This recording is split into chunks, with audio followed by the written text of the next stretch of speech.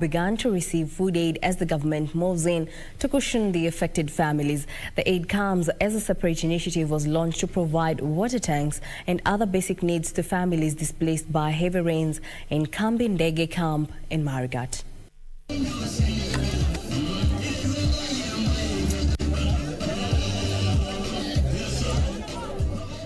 More than 1,000 families were forced to flee their homes after Lake Baringo broke its bank 6 months ago.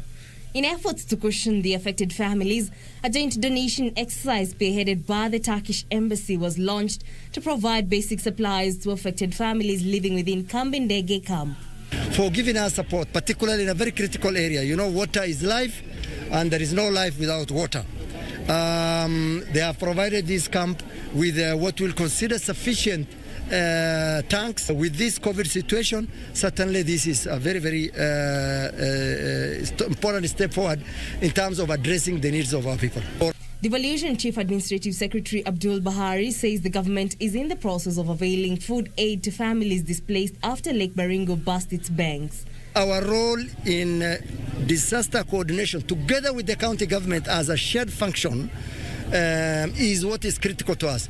Our structures are in place and this has worked very well. We can only do better next time. The problem we have, that is the rising water levels.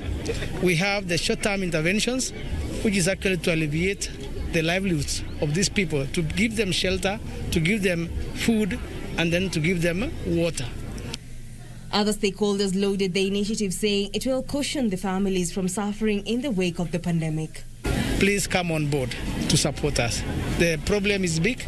Having above 3,000 households to support them in terms of food, in terms of shelter, in terms of also their children going to school is actually a challenge.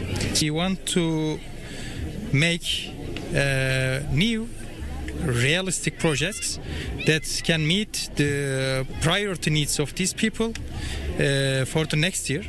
And maybe the education sector can be our priority sector because it seems it's a very urgent, they need very urgent support.